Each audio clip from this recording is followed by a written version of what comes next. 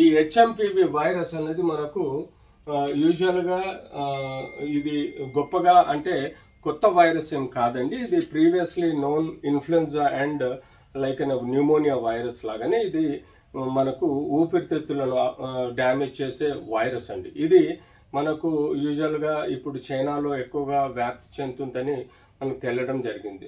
ఆబ్వియస్గా దీని యొక్క ర్యాపిడ్ యాక్షన్ ఫోర్స్ సివియారిటీ ఉంటుంది.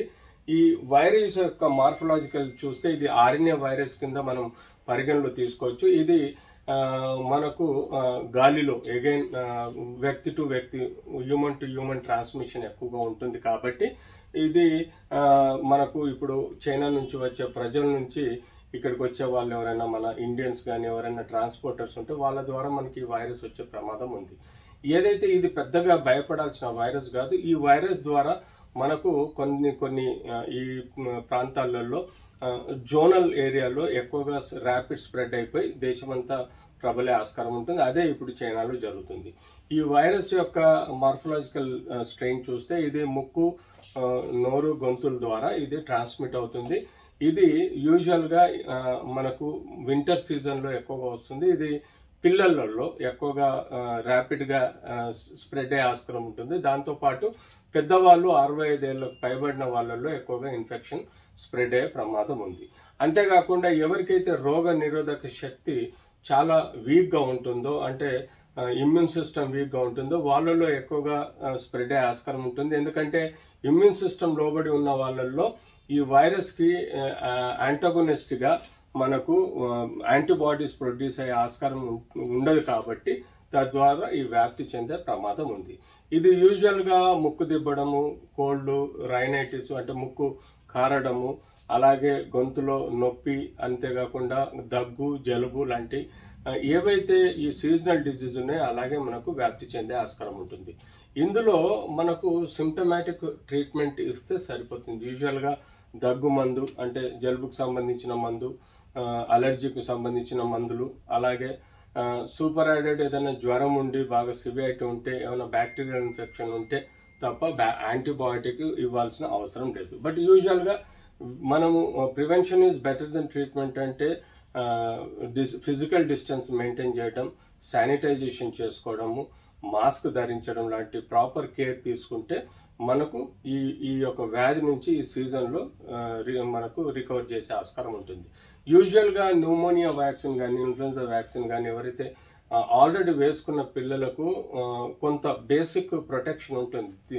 అంటే మన బాడీలో వ్యాక్సిన్ ద్వారా వచ్చే బీ సెల్స్ ఈ వైరస్ మన బాడీలో యాంటీజెన్ రూపంలో ఉన్నప్పుడు మెమరైజ్ సెల్స్ ద్వారా గుర్తుపట్టి వాటికి బీ సెల్స్ని ప్రొడ్యూస్ చేస్తుంది. అంటే ర్యాపిడ్ యాక్షన్ ఫోర్స్ లాగా రిజర్వ్డ్ పోలీసు టీ సెల్స్ అయితే ర్యాపిడ్ యాక్షన్ ఫోర్స్ లాగా బీ సెల్స్ని ప్రొడ్యూస్ చేసి ఆ యాంటీబాడీస్ ఈ యాంటీజెన్ లాంటి శత్రువుని నాశనం చేసే ఆస్కారం. ఇలా మనకు ఈ యొక్క వైరస్ని వ్యాప్తి చెందకుండా మనకు ప్రొటెక్ట్ చేస్తుంది. అంతేకాకుండా ఎట్టి పరిస్థితుల్లో భయపడాల్సిన అవసరం లేదు. బేసిక్ సిమ్టమాటిక్ ట్రీట్మెంట్ ఇవ్వటం వల్ల మనం ఈ యొక్క హెచ్ఎంపివి వైరస్ని చేయొచ్చు. దీనిలో మనం ఎక్కువగా చూస్తుంటాం ఆర్టీపీసీఆర్ టెస్ట్ చేయడం వల్ల కూడా మనకు ఈ యొక్క డిజీజ్ యొక్క కన్ఫర్మేషన్ అనేది మనం చేసుకోవచ్చు. ఆర్టీపీసీఆర్ అనేది మీ అందరికీ తెలిసిందే. కోవిడ్ టైంలో మనం ఎట్లయితే శాంపుల్ తీసుకొని దాన్ని స్ట్రెయిన్కి స్పెషల్ ల్యాబ్స్లో పంపించి చూస్తామో అలాగే ఈ స్ట్రెయిన్ ఏ రకమైన స్ట్రెయిన్, ఎలాంటి వైరస్, మార్ఫలాజికల్ స్ట్రెయిన్ ఏంటి అనేది చూసి దాన్ని బట్టి డయాగ్నోజ్ చేయడం జరుగుతుంది. ఇది 5 నుంచి 7 రోజుల వరకు మన బాడీలో ఉన్న రోగ నిరోధక శక్తి దీన్ని ఎదుర్కొని నాశనం చేసే ఆస్కారం ఉంటుంది.